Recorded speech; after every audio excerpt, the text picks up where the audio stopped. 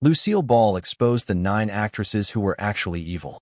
For over 20 years, Lucille Ball dominated television as America's favorite redhead. Her infectious laugh and rubber-faced comedy brought joy to millions, turning her into the most powerful woman in Hollywood history. But behind that lovable persona and pioneering career lurked a steely businesswoman with an unflinching eye for character. As the first female head of a major studio, Lucille didn't just make people laugh. She made and broke careers with a single word. Lucy had no tolerance for phonies or cruelty, revealed a former Desilu executive who worked with Ball for over a decade. In private, she kept a mental list of actresses she considered truly terrible human beings. Women whose glamorous public images hid what Lucy called souls of pure frost. In her final years, Ball became increasingly candid about the celebrities she'd secretly despised throughout her career. The stories she told close friends painted a disturbing picture of beloved icons who were monsters behind their carefully crafted public images. Most shocking were Ball's revelations about one legendary actress who appeared gracious and dignified in interviews, but who Lucy caught verbally destroying a young wardrobe assistant so viciously that the girl quit the industry entirely, and the beloved television star who Ball described as more dangerous than any man in Hollywood, because her sweet on-screen persona provided perfect cover for what Lucy called a lifetime of calculated destruction. These weren't just difficult personalities or demanding stars. According to Ball, these were genuinely dark people hiding behind fame and talent, manipulators and destroyers who the industry protected for decades. But first, we need to understand why the first name on Ball's list earned her most intense dislike, and the private confrontation that confirmed every suspicion Lucy ever had about Hollywood's Ice Queen. Joan Crawford, the Hollywood queen with ice in her veins. When Joan Crawford appeared as a guest on Here's Lucy in 1971, viewers saw the gracious Hollywood legend they'd admired for decades. With her perfect posture, immaculate appearance, and practiced charm, Crawford embodied old Hollywood glamour. But according to multiple Desilu staff members, Crawford's off-camera behavior revealed a very different person. She was one of the coldest people I've ever met, Ball reportedly told her longtime hairdresser years later. Like talking to a beautiful statue with nothing inside. All she had was glamour. Underneath was nothing but ice. Crawford's appearance began causing problems before she even arrived at the studio. Her demands included specific lighting requirements so detailed that the show's technical director still had the 5-page memo in his files decades later. Everything had to be precise, recalled a former producer. The angle of her chair, the height of her mark on set, even the temperature of the studio, exactly 68 degrees, not 67, not 69. When Crawford finally arrived 3 hours before taping, she brought her own makeup team, despite the show already having award-winning artists on staff. But what truly revealed Crawford's character was how differently she treated people based on their importance. She practically bowed to Lucy, said a stagehand who was present that day.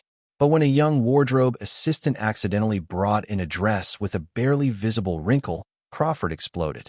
According to multiple witnesses, Crawford launched into a tirade so vicious that staff members in the hallway froze in shock. She allegedly called the assistant, a 22-year-old woman just starting in the industry, a useless little nothing, and suggested she find work cleaning toilets where standards clearly wouldn't be an issue. The young woman fled in tears and Crawford demanded she be fired.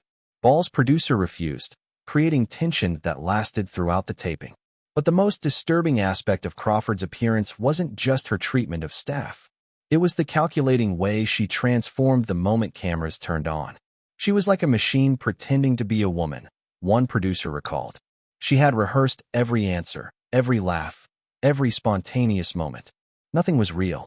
During breaks, Crawford would immediately drop her smile and sit in stone-faced silence, not speaking to anyone, then instantly reanimate when the red light came back on. Ball, known for her warm relationship with crew members, was visibly uncomfortable with Crawford's behavior. After the show, she reportedly told her co-star Gail Gordon, "I've performed with department store mannequins that had more genuine emotion." Years later, when Christina Crawford's memoir Mommy Dearest revealed Joan's alleged abuse of her adopted children, Ball wasn't surprised. According to close friends, she simply nodded and said, I saw who she really was in those few hours. I believe every word. But if Crawford's cold calculation unnerved Ball, her next nemesis represented something she found even more disturbing. Talent wasted through self-destruction that hurt everyone in its path. Judy Garland, the brilliant star who left destruction in her wake. This might seem like a shocking inclusion. After all, Judy Garland is remembered as one of Hollywood's most beloved talents, a vulnerable soul crushed by the studio system's cruelty. Lucille Ball herself spoke publicly about Garland's incredible gifts as a performer. But in private, according to those closest to her, Ball had a more complicated view of Garland, one that acknowledged her genius while refusing to excuse the havoc her behavior created for everyone around her. Lucy adored Judy's talent, revealed a longtime friend of Ball's. But she was brutally honest about how Judy's unreliability and addictions hurt dozens of innocent people. Lucy used to say, "Talent doesn't give you the right to destroy other people's careers." Ball and Garland had known each other since their early days at MGM, crossing paths repeatedly throughout their careers. While Ball was known for her ironclad professionalism and perfect reliability, Garland became infamous for the opposite, showing up hours late, missing appearances entirely, or arriving too impaired to perform.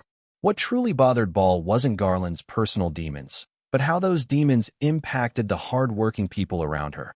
The crew members who waited hours for her to appear, the producers who faced financial ruin when she didn't show up, and the less famous co-stars whose careers suffered from canceled productions. Lucy once told me about visiting a set where Judy was supposed to be working, recalled a former television director. The entire crew had been there since 5 a.m. Judy finally showed up at 2 p.m., performed brilliantly for 30 minutes, then declared she was too exhausted to continue. An entire day's production was lost.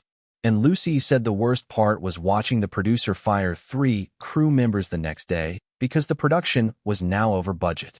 What made this especially personal for Ball was her own history. She had clawed her way up from B-movies and radio, surviving setbacks through sheer determination and reliability. The idea that someone would waste greater talent through self-sabotage struck her as almost criminal. Judy was always late, always a mess, and someone always got fired for it, Ball reportedly said during a private dinner in the late 1970s. And everyone just kept making excuses because when she did show up, she was magic. But the body count around her was real.